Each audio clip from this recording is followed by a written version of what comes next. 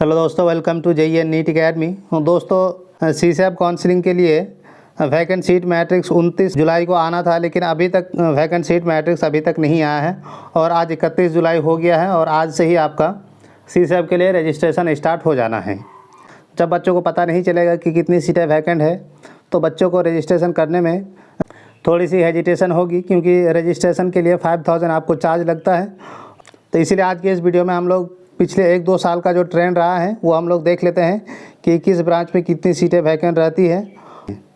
तो सबसे पहले तो हम लोग देख लेते हैं कि लास्ट 2-3 साल में कितनी सीटें वैकेंट रही है। तो आप 2021 में देख सकते हैं कि 8000, 2022 में 10000 के राउंड और 2023 में आपका जो रहा है 11300 सीट्स के करीब वैकेंट रहा था और 2024 में भी उससे ही ज़्यादा सीट वैकेंट रहने की उम्मीद है, यानी कि आपका 12000 सीट वैकेंट रहने की उम्मीद है।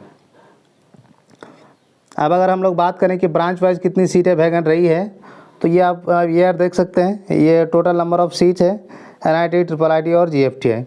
तो 2019 में देख सकते हैं 7464 सीट टोटल वैकेंट रहा था और NIT में आपको 3334, IIIT में 1466 और GFT में आपका 2644 सीट वैकेंट रहा है।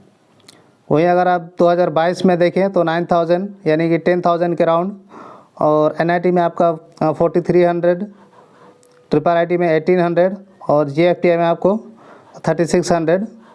और वहीं अगर आप 2023 की बात करें तो NIT में आप 4500 देख सकते हैं और टोटल सीट आपका 11300 के करीब है और IIIT में आपका 2100 और GFT में आपका 4600। और इस साल जो आपका सीट वैकेंट रहने की जो उम्मीद है वो है आपका 12000 के राउंड, 12000 के राउंड। तो आपका जो NIT में सीट बचने की उम्मीद है वो 4500 से लेकर 4600, IIIT में भी वही 2100 से 2200 और आपका GFT में आपको 4800 तक सीट बचने की उम्मीद है।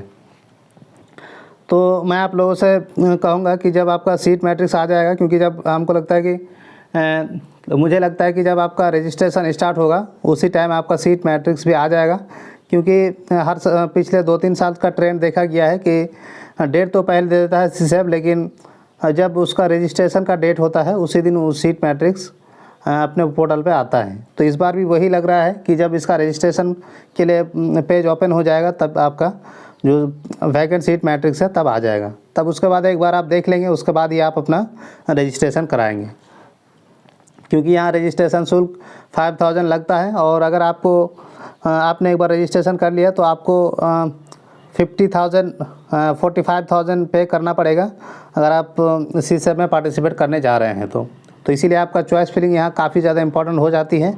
आई होप कि आप लोगों को वीडियो पसंद आया है। अगर वीडियो पसंद आया है तो वीडियो को लाइक और चैनल को सब्सक्राइब जरूर से कीजिए, ताकि इसी तरह की इंपॉर्टेंट इन्फॉर्मेशन आपको मिलती रहे और ताकि आगे का जो भी इंपॉर्टेंट नोटिफिकेशन है वो आप तक पहुंचती रहे। Thank you so much for watching this video.